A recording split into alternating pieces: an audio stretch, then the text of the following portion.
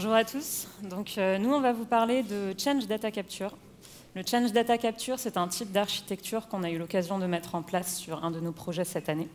Et on a rencontré un certain nombre de difficultés, on s'est posé beaucoup de questions. Et on s'est dit que ce serait intéressant de capitaliser sur tout ça, pour que si vous, à votre tour, vous vouliez mettre en place un Change Data Capture, vous n'ayez pas à rencontrer tous les problèmes qu'on a pu rencontrer. Et donc, on vous a mis au point un guide de survie du Change Data Capture. Avant de commencer, un petit mot sur nous. Donc, je suis accompagnée de Baptiste Courbe, qui est data architecte, qui aime faire des trucs avec des données, et qui travaille aussi bien sur des projets de data engineering que de data science ou de systèmes distribués. Et je vous présente Marianne Champalier, elle est data engineer chez Octo Technologies, elle est certifiée Kafka et travaille aussi bien sur des sujets d'architecture que sur des sujets de développement. Alors première chose qu'on va voir ensemble, c'est notre client, donc, pour lequel on a travaillé. Il avait un certain nombre de besoins et un certain nombre de contraintes. Au niveau de ses besoins, déjà, il faisait de la vente de services en ligne et en agence, et ils avaient une grosse saisonnalité sur leurs ventes, notamment lors de mise en ligne de nouvelles campagnes marketing ou bien de soldes, type soldes estival, Black Friday, etc. Et ils avaient besoin d'avoir un mode de suivi en temps réel de ces ventes et de ces campagnes marketing. Ils avaient également une envie croissante d'aller vers le cloud pour tous les avantages que ça peut représenter, comme les puissances de calcul, les bases de données, etc. Et ils voulaient mettre cet ensemble en place de manière rapide, sans perte de données, et avec un traitement des données au fil de l'eau. D'un autre côté, ils avaient des contraintes. Donc, tout d'abord, ils avaient une base de données legacy qui n'était pas capable de gérer les besoins analytiques qui étaient en train de naître au sein de l'entreprise, et donc ils devaient faire de l'offloading de leur mainframe. Ils avaient également des contraintes sur le mode de fonctionnement de leur base, notamment il ne fallait pas toucher à la base de prod déjà existante pour éviter de perturber tous les traitements qui existaient déjà sur cette base-ci. Et enfin, ils voulaient mettre en place l'ensemble de ces traitements dans un délai de 6 mois. Donc, pour répondre à leurs besoins, on a étudié 3 approches. La première, c'était de faire une écriture en Y, qui aurait consisté à écrire à la fois sur la base de prod déjà existante et également, en même temps, sur une base d'analytique qu'on aurait mise en place. La difficulté de cette architecture, c'est qu'il faut avoir une synchronisation entre les 2 bases. Il ne faut pas qu'on ait une modification qui passe sur une base, mais pas sur l'autre. Et donc, ça rajoute une certaine complexité au système. Une complexité qu'on préférait éviter. Donc, on a écarté cette possibilité.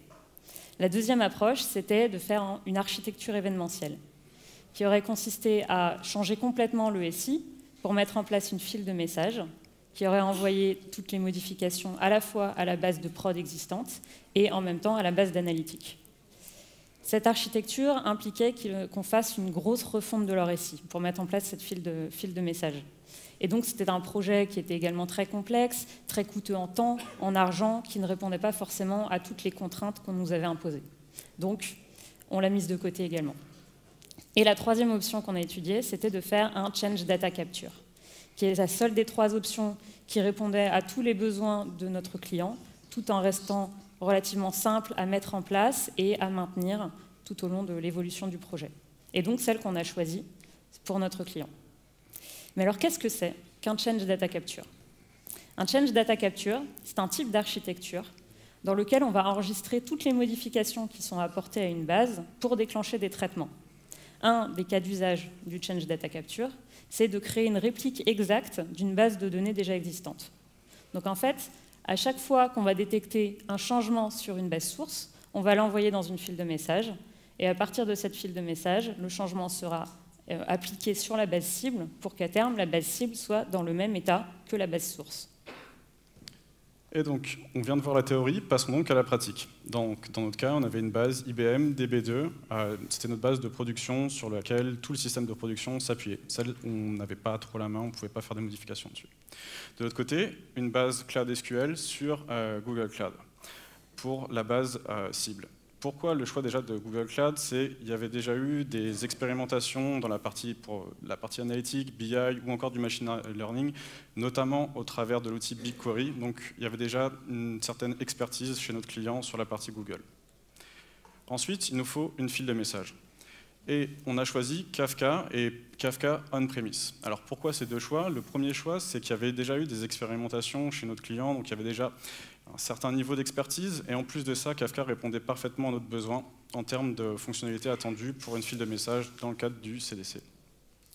Le choix du on-premise a été motivé pour deux raisons. La première, c'est qu'on était en capacité de pouvoir traiter les messages avant de les envoyer vers le cloud, et donc par exemple de les anonymiser, et donc d'avoir une base anonymisée sur Google Cloud. On pouvait aussi traiter les messages pour d'autres use cases que la réplication, par exemple pour faire de l'alerting. Donc c'était la deuxième raison pour laquelle on a choisi un Kafka on-premise. Ensuite, il fallait installer un agent CDC. Le but de l'agent CDC, ça va être de parcourir les logs de notre base IBM DB2. Et pour chaque modification sur les tables qu'on souhaite répliquer, cet agent CDC, ce qu'il va faire, c'est qu'il va produire un message et il va l'envoyer dans Kafka. Et ça va résulter en un certain nombre de tables. Et chaque table, en fait, ça va être un topic dans Kafka. Et chaque modification captée par l'agent CDC, ça va être un message dans ce topic. Enfin, il nous fallait le dernier élément pour pouvoir faire le lien entre les tables et les topics et le Google Cloud, c'était donc les connecteurs. Les connecteurs, ce qu'ils vont faire, c'est lire les messages, lire les modifications, aller réappliquer ces modifications sur la partie Google Cloud. Et donc tout ceci, ça nous a permis d'avoir justement une réplication en temps réel. On était en capacité de gérer jusqu'à 2 milliards d'événements. On verra dans quel cas on a dû faire face à ces 2 milliards d'événements. Et à la fin, au moment de la mise en production, on était à plus de 250 tables répliquées en temps réel. Et donc, on vous a préparé un kit de survie qu'on a décomposé en 4 parties. Donc la première partie, on va vous parler du monitoring. C'est un élément clé de la plupart de toutes les architectures, mais en particulier du Change Data Capture dans le cadre de la réplication. Parce que c'est comme ça qu'on va s'assurer que les données sont bien répliquées, que les données arrivent à bon port. Le deuxième point, c'est la reprise historique. On verra que c'est un événement très important, qu'il faut s'y préparer, et on va voir comment on s'y prépare. Le troisième point qu'on va aborder, c'est la cohérence de vos données. Comment on s'assure que les données répliquées restent cohérentes entre ce qui existait dans notre base de production et notre base répliquée. Et enfin, on va vous parler des changements de type, parce que vous avez pu le voir, on a plusieurs composants dans notre architecture. Chaque composant a son propre système de typage. Comment on s'assure que les échanges de données et donc les changements de type n'influent pas et on n'a pas de perte de données à terme. Et donc, premier dilemme auquel on va devoir faire face, c'est doit-on faire du monitoring en même temps que les devs, ou dev d'abord et du monitoring ensuite? Toi, Marianne, qu'est-ce que tu ferais? Moi, je ferais plutôt la première option. Parce que l'avantage de faire le monitoring en même temps que les devs, c'est qu'au moment où on a besoin du monitoring, il est déjà mis en place. Et je te rejoins totalement sur ce point, sauf que nous, on a plutôt dû opter pour la deuxième solution, malheureusement. Notre client était un peu pressé en termes de temps et il voulait des fonctionnalités très rapides. Et donc, on a dû déprioriser le monitoring. Mais dans cette partie, on va vous présenter ce qu'on a mis à terme, avant la mise en production, mais qui nous a grandement aidé justement lors de cette mise en production. Et donc, le monitoring, le premier point, c'est de commencer simple. Commencer simple, ce que ça veut dire, c'est utiliser les solutions qui sont déjà présentes dans votre IC, que vous utilisez pour d'autres architectures. Dans notre cas, on avait déjà une stack ELK, donc Elasticsearch, Logstash, Kibana, qui nous permettait de remonter nos logs très simplement et de les visualiser avec Kibana. À côté de ça, on a installé MetricBit. Donc MetricBit, c'est des agents qu'on va aller installer sur nos différents composants et qui vont remonter un certain nombre de métriques. Et aussi, avec des configurations très simples par défaut, ça va nous permettre d'avoir des dashboards avec ces métriques-là. Et donc, on avait une première solution simple, grâce à ce qui était déjà présent dans le SI, qui nous permettait de monitorer notre système. Ensuite, ça va être de choisir ces métriques. MetricBit, c'est bien, mais ça va vous remonter énormément de métriques, mais vraiment beaucoup. Et toutes ne sont pas aussi intéressantes les unes que les autres. Et donc, certaines métriques, comme le nombre de messages par topic, par exemple, c'est une des métriques qu'il va falloir monitorer. Cette métrique, ça va vous indiquer si votre agent CDC continue à fonctionner correctement. Parce que si on voit que le nombre de messages continue à croître, ça veut dire que les modifications de la base source sont bien captées par l'agent CDC et donc bien envoyées dans Kafka. D'autres métriques assez intéressantes, c'est aussi les métriques système. Vous avez pu voir, notre Kafka, nous, il était installé sur du on-premise. Et donc, on n'avait pas la flexibilité du cloud en termes d'espace disque, en termes de dimensionnement des machines, etc. Et donc, on a dû monitorer, par exemple, l'espace disque pour être sûr qu'on n'arrive pas à saturation de notre cluster, notamment au moment de la reprise historique. On va voir de quoi il s'agit juste après. mais aussi d'autres métriques système comme le réseau, parce qu'on a été à la fois sur du cloud, à la fois sur du on-premise. Il fallait s'assurer que les différents composants continuent à bien communiquer entre eux, qu'il n'y ait pas de perte d'informations justement entre ces différents composants. Et la dernière métrique, et pas des moindres, c'est le lag. Le lag, ça va concerner les connecteurs. Les lags, c'est le nombre de messages qui restent à lire par un connecteur sur un topic. Et donc, si on doit le traduire, c'est le nombre de modifications non appliquées dans la base répliquée. Si ce lag est égal à 0, ça veut dire que les deux bases sont totalement synchronisées et totalement identiques. Si le lag est supérieur à 0, ça veut dire qu'il reste des modifications à lire dans les topics et à appliquer sur la base. Dernier point, challenger le besoin. On a eu une demande un petit peu exotique de la part de notre client, qui était d'avoir un lag temporel. Donc ce lag temporel, c'était de calculer le temps passé par un message entre le moment où il avait été produit par l'agent CDC et le moment où il avait été consommé par le connecteur. Et donc le moment où la modification avait été captée sur la base cible et enregistrée sur la base source et enregistrée sur la base cible. C'était une métrique qui était difficilement interprétable et implémentable. Interprétable parce que comment on faisait l'agrégation de ces métriques en termes de topics, de tables, etc. Et c'était difficilement explicable au métier, donc difficilement exploitable. Et implémentable, pourquoi? Parce que ça demandait une grosse refonte de l'agent CDC et des connecteurs pour pouvoir avoir cette métrique. Et donc c'est pour ça qu'avec le client, on a décidé d'écarter cette métrique. Et donc on arrive à notre deuxième partie, c'est doit-on faire une reprise historique ou ne capturer que les nouvelles transactions? Dans notre cas, les questions ont été vite répondues, puisqu'on avait besoin de ces données historiques pour nos besoins analytiques. On avait besoin de l'historique des clients, l'historique des transactions, pour pouvoir lancer ces travaux d'analytique, de machine learning. Donc dans cette partie, on va vous parler de comment on s'y prépare à cette reprise historique. Un chiffre, pour nous, c'était 2 milliards d'événements. 2 milliards d'événements, pourquoi ces 2 milliards d'événements? C'est ce que va faire l'agent CDC au moment où on va faire cette reprise d'historique. Il va parcourir toutes les tables qu'on souhaite répliquer. Et pour chaque table qu'on souhaite répliquer, il va créer un événement dans notre cluster. Et nous, on avait donc 250 tables qu'on voulait répliquer. Et ces 250 tables étaient résultées en 2 milliards de lignes. Et donc 2 milliards d'événements. Donc on va avoir 2 milliards d'événements en une seule fois, en un seul coup sur notre cluster Kafka. On peut imaginer très simplement que ça va entraîner une congestion de notre système, une montée en charge de notre cluster Kafka. Et donc c'est vraiment quelque chose qu'il faut préparer. Dis-moi, Baptiste, tu n'auras pas quelques conseils à nous donner pour préparer une reprise historique? Ça tombe merveilleusement bien que tu me le demandes, Marianne, parce que je vous ai justement préparé une petite checklist qui je l'espère, vous aidera lors de votre reprise historique. Et la checklist, on la commence par quelque chose de très simple, c'est faire des tirs de performance. Ça peut paraître bateau comme ça, mais si vous faites des tirs de performance qui sont à l'image de ce qui va se passer en production, tant sur la volumétrie des données, mais sur le type de données, que sur le dimensionnement de vos machines, ça va vous donner des très bons indicateurs sur le temps que va prendre cette reprise historique. Et aussi d'identifier les goulots d'étranglement de votre système, parce qu'il va y en avoir forcément. Et donc, couplé avec le deuxième point, qui est d'avoir un très bon monitoring de votre système, c'est avec l'identification de ces goulots d'étranglement, de pouvoir monitorer et de prêter une attention toute particulière à ces goulots d'étranglement pour s'assurer qu'ils continuent à lire correctement les messages et qu'il n'y a pas de perte d'informations. Le troisième point, c'est qu'on peut optimiser la base cible lors de cette reprise historique. En effet, elle va être fortement sollicitée, mais seulement en écriture. Donc on peut désactiver certaines contraintes sur les tables ou désactiver le logging pour minimiser ce temps d'écriture. Et ce qui amène au point suivant aussi, c'est de préparer deux configurations. Dans notre cas, on était sur du cloud, donc on pouvait facilement upscaler ou downscaler notre machine, notre base de données. Donc on pouvait avoir une config plus pour le cas nominal et une pour la reprise historique. Et on peut imaginer que celle de la reprise historique avait une configuration un peu plus musclée en termes de CPU RAM pour justement, encore une fois, minimiser ce temps de reprise historique. Et dernier point, ça serait faux de croire que votre reprise historique, vous allez la faire qu'une seule fois, même en prod. Il suffit qu'il y ait une fausse manip sur votre base à répliquer et vous êtes bon pour refaire cette reprise historique. Et l'idée, c'est vraiment, pour éviter de perdre du temps sur cette reprise historique, c'est de scripter l'ensemble des opérations pour que ça prenne le moins de temps possible et pour faire justement de cette reprise historique un non-événement. Maintenant, est-ce que vous voulez avoir une cohérence immédiate ou bien une cohérence à terme sur vos données? C'est une question que vous allez devoir vous poser si vous avez le même schéma de données entre votre base source et votre base cible.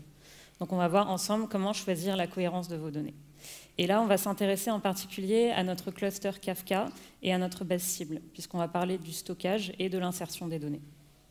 Alors déjà, qu'est-ce que c'est que la cohérence immédiate et la cohérence à terme? La cohérence immédiate, ça veut dire que si à un instant T, vous regardez dans votre base cible, vous pouvez être sûr que toutes vos données seront cohérentes les unes avec les autres et entre vos différentes tables. Vous n'aurez pas des données d'une table qui vont dépendre des données d'une autre table qui n'auront pas encore été insérées. Vous aurez une cohérence sur l'ensemble de vos tables.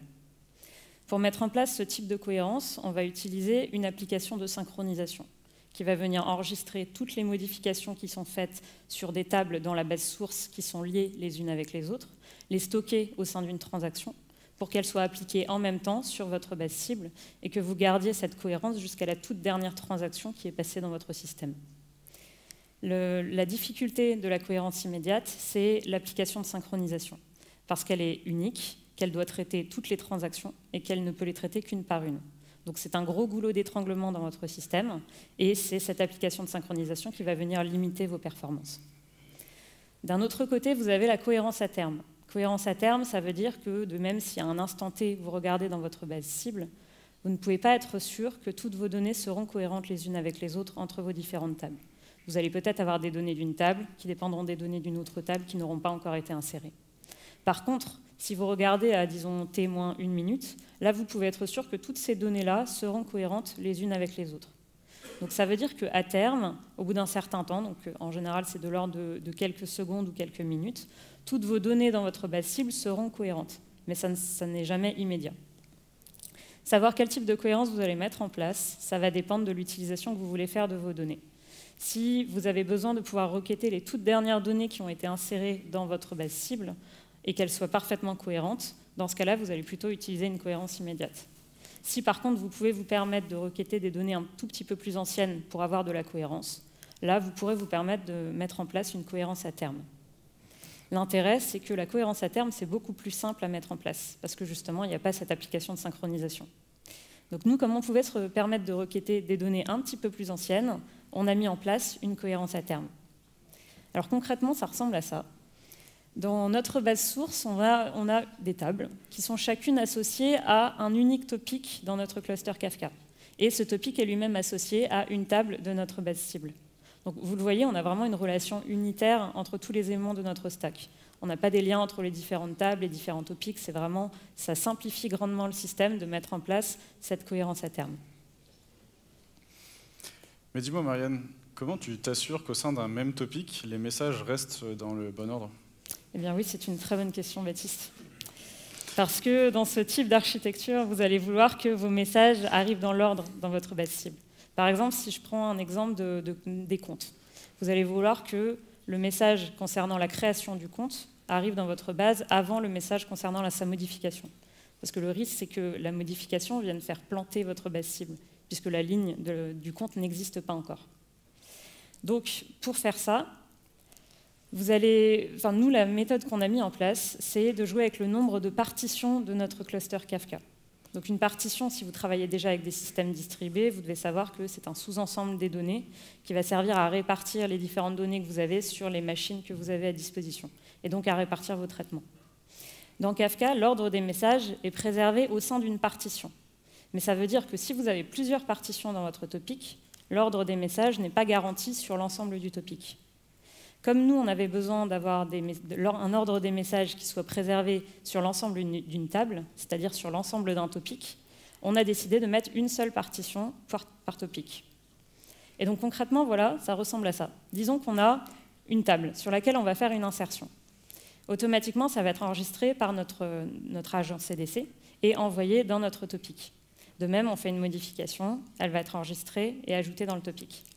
Maintenant, quand on va venir lire les données pour les appliquer sur notre base cible, puisqu'on n'a qu'une seule partition sur notre topic, elles vont forcément être lues dans l'ordre, même si les modifications ont été faites sur des lignes différentes. Donc on va commencer par l'insertion et ensuite la mise à jour. Donc là, je viens de vous montrer comment choisir la cohérence de votre système. L'étape d'après, ça va être de s'assurer que vous ne perdez pas d'informations. Comment vous risquez de perdre de l'information? Ça va être sur les changements de type entre les différents éléments de votre stack. Donc vous allez avoir deux possibilités. La première, c'est de laisser le système choisir le typage des colonnes de votre base cible. Et la deuxième, c'est de contraindre le système en lui imposant des types. Toi, Baptiste, qu'est-ce que tu aurais choisi? On avait opté pour la première solution, parce que ça présentait quand même certains avantages. On se basait sur la configuration par défaut, et donc ça nous faisait gagner quand même beaucoup de temps. Eh bien oui, comme l'a dit Baptiste, c'est ce qu'on avait choisi. Mais ça nous a posé quelques problèmes. Et donc au final, on a dû prendre plutôt la deuxième option. Et donc je vais vous montrer dans cette partie pourquoi on a eu ce problème-là et comment l'éviter. Donc là, on parle vraiment de la partie base cible avec notre Cloud SQL et des types des données quand elles sont insérées dans notre base cible. Alors qu'est-ce qui s'est passé sur notre projet? On avait dans notre base source des données de type varchar, timestamp, etc., qui étaient automatiquement converties dans notre base cible en format texte. Alors pourquoi ça? Parce que quand les données sont envoyées dans Kafka, on a un schéma qui est créé pour ces données. Et Kafka utilise un format qu'on appelle le format Avro, qui est un type de sérialisation. Et dans le format Avro, on n'a pas forcément tous les types qu'on trouve dans une base de données classique. Donc varchar et timestamp n'existent pas. Ce qui veut dire qu'automatiquement, les données le schéma de données a été créé avec les types les plus proches de ceux qui étaient dans la base source, c'est-à-dire ici des formats string. Et on avait activé la création automatique de nos tables dans notre base cible par nos connecteurs. Ce qui veut dire que les connecteurs allaient voir dans Kafka le format qui était enregistré et créer des tables qui correspondaient dans la base cible. Ils voyaient les formats string dans Kafka, automatiquement ils allaient créer ce qui pour eux était le plus proche, c'est-à-dire un format texte. Sauf que là, on avait un problème, parce qu'on perdait de l'information. On passait de varchar timestamp à texte, ça posait problème à nos métiers, ils ne pouvaient pas faire forcément les mêmes traitements, on avait perdu de l'information. Donc pour éviter d'avoir ce problème, voilà ce qu'on a fait. La première chose qu'on a faite, c'est arrêter la création automatique de nos tables par nos connecteurs. Et donc on venait créer nous-mêmes, avec des scripts qu'on avait rédigés, les tables dans notre base cible, pour nous assurer qu'elles seraient avec les bons types, les types qu'on voulait. Et donc on forçait le système à avoir des formats varchar et timestamp. Et ensuite, l'insertion des données se faisait tout naturellement. Parce que elles étaient toujours stockées avec des formats string dans Kafka, ça on ne pouvait pas le changer. Mais quand elles étaient insérées dans notre base cible, en fait, au moment de l'insertion, elles étaient reconverties dans le format qu'on avait mis dans la base. Donc au final, on récupérait bien le format de données qu'on attendait. Là, je viens de vous montrer comment initialiser vos bases dans votre base cible. Ce que vous risquez d'avoir aussi au cours de votre projet, c'est des modifications à faire passer dans votre base, que ce soit des ajouts, changement de type, changement de champ ou bien suppression de champ. Dans ce cas-là, qu'est-ce que vous faites? Comment vous faites pour que vos modifications soient propagées jusqu'à votre base cible? Je vais vous montrer la solution que nous, on a utilisée et qui fonctionne. La première chose, alors disons qu'on a une base qui contient uniquement une table client et que dans cette table, actuellement, on a uniquement un ID. Et que nos DBA nous disent bientôt, vous allez avoir un nouveau champ qui va être ajouté. Ce sera un champ pays, donc country. Dans ce cas-là, qu'est-ce que vous faites? La première chose qu'on a faite, c'était de stopper notre agent CDC pour empêcher les messages avec le nouveau format de passer dans notre cluster. Parce que le risque, c'est qu'au moment où on va essayer de les insérer dans notre base cible, ça va venir faire planter le système, puisqu'il n'est pas prêt encore à recevoir ce nouveau champ. Le champ n'existe pas encore.